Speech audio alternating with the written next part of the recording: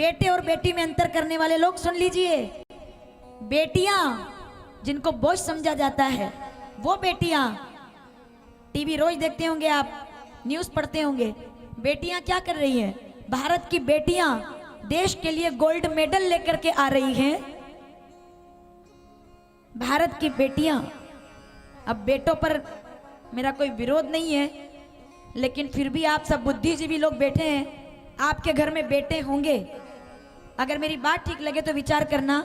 भारत की बेटियां देश के लिए गोल्ड मेडल लेकर आ रही है और भारत के युवा लड़के नेताजी की कुर्सी उठाते फिर रहे हैं। कोई उस नेता के पीछे भाग रहा है, कोई उस नेता के पीछे भाग रहा है। जानते हैं आप इस बात को?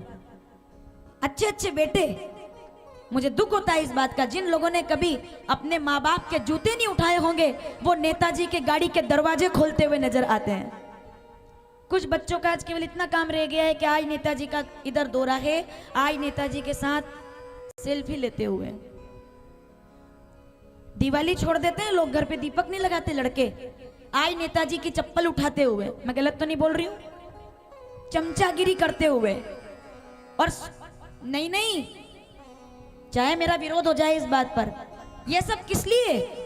चाहे आप जूते उठा लो, चाहे आप उनके गाड़ी के दरवाजे खोल दो, चाहे उनके लिए सुबह से लेकर रात तक पोस्टर चिपका दो, चाहे आप उनकी रैलियों में नारे लगा दो, जब भी तुम्हें एक साइन की जरूरत पड़ेगी, तुम्हें टेबल के नीचे से 5,000 रुपए देने ही पड़ेंगे। इस बात को तय मान लो। ना तो समय पर कोई फोन लगेगा, ना तुम्हारा कोई काम होगा। मैं थोड़ा कड़वा बोल रही हूं।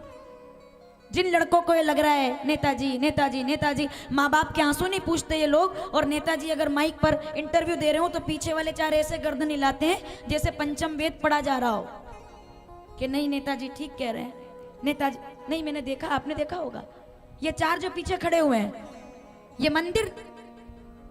मंदिर तक तब जाते हैं जब नेताजी मंदिर में दर्शन करने जाते हैं, तब ये भी पीछे पीछे। हाँ, कड़वी हकीकत है ये समाज की। मेरे देश का युवा जिसको भरत बनना चाहिए था, स्वामी विवेकानंद बनना चाहिए था, जिसको महाराणा प्रताप बनना चाहिए था, तुम डॉक्टर बन सकते हो, तुम कलेक्टर बन सकते हो, अरे मत बनो, तुम किसान बन सकते हो। तुम्हारे बाबूजी फटा कुर्ता पहन करके हल चला रहे हैं और तुम कुर्सियां उठाते फिर रहे हो, और तुम अपने आप को समझ रहे हो कि जिस दिन तुम्हें जरूरत पड़ेगी उस दिन एक फोन भी लगने वाला नहीं है। अपने समय का उपयोग अपने लिए करो। ये जितने पद वाले लोग, मैं तो क्लियर बात कहती हूँ, जितने पद वाले लोग, कभी कभी लगता है हमको कि हम सीखो इनसे। दुनिया में सबसे बड़ा पद कौन सा है? 5 साल का पद, 10 साल का पद। जिन लोगों के ढोल बजते हैं ना, पोस्टर लगते हैं, गलती से दूसरे दिन अगर पद चला जाए तो वही व्यक्ति जो 5,000 लोगों के सामने ढोल से स्वागत में आया था, पद जाने के बाद चौराहे पर खड़ा होकर के चाय पीता रहेगा, 4 लोग भी पूछने के लिए नहीं आएंगे।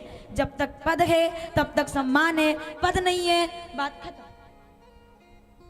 तो मैं ये नहीं कह रही कि पदाधिकारी मत बनो, मैं ये नहीं कह रही कि नेता मत बनो, मैं ये नहीं कह रही कि राष्ट्र की सेवा मत करो, लेकिन अगर राष्ट्र की सेवा करनी है तो नेताओं के झंडे उठाना छोड़ करके भगवा झंडा उठाना प्रारंभ कर दो, हनुमान जी का झंडा उठाना प्रारंभ करो।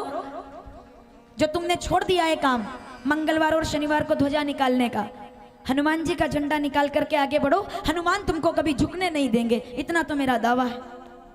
हनुमान जी के जुलूस में निकलने का टाइम नहीं मिलता लोगों को। शिवरात्रि आती है, अभी सावन निकला है, सवारी में गिने चुने लोग और नेताजी की रैली में हजारों लोग। विरोध नहीं है मेरा सवाल है, धर्म के लिए, राष्ट्र के लिए काम करने वाले लोग इस राष्ट्र का निर्माण करते हैं। और मैं धन्यवाद देना चाहूंगी आज इस मंच से, क्योंकि बात जब चल रही है राष्ट्र की सेवा की, तो राष्ट्रीय स्वयं सेवक संघ के लिए एक बार जोरदार ताली बजाएं आप। 100 वर्ष पूरे हो रहे हैं, सही बात है सर आदरणीय, 100 वर्ष पूरे हो रहे हैं, शताब्दी, एक पूरी शताब्दी हो गई है संघ को काम करते हुए। और मैं कहती हूं संघ अब जामवंत की भूमिका में आ गए हैं। अब संघ जामवन बनकर 100 वर्ष पूर्ण करके नए हनुमान की खोज कर रहे हैं कि युवाओं को हनुमान बनना पड़ेगा। सामाजिक समरसता, कुटुंब प्रबोधन, एक दूसरे के प्रति प्रेम, छोटे बड़े का भेदभाव समाप्त करके 100 साल तक संघ ने जो काम किया है, चाहे कोरोना काल हो, आप लोग सब यहाँ बैठे हुए हैं, मैं प्रशंसा किसी पार्टी के पक्ष में विरोध में मैं नहीं हूँ, लेकिन एक बात कहूंगी, ना तो किसी पार्टी के पक्ष में हूँ ना किसी पार्टी के विरोध में हूँ, लेकिन बचपन से लेकर आज तक एक गीत गाया है, राम राम बाद में बोला है, हरे कृष्ण बाद में बोला है, बचपन से नमस्ते सदा वत्सले मातृभूमि पढ़ करके बड़े हुए हैं, और वही मेरा धर्म है। मेरा धर्म भगवा है, मेरा कर्म भगवा है, मेरा राष्ट्र भगवा है। जिए तो धर्म के लिए, जिए तो अगर भगवा के लिए, और अगर प्राण भी जाए तो भगवा के लिए। ये हर युवा का संकल्प होना चाहिए, हर युवा का।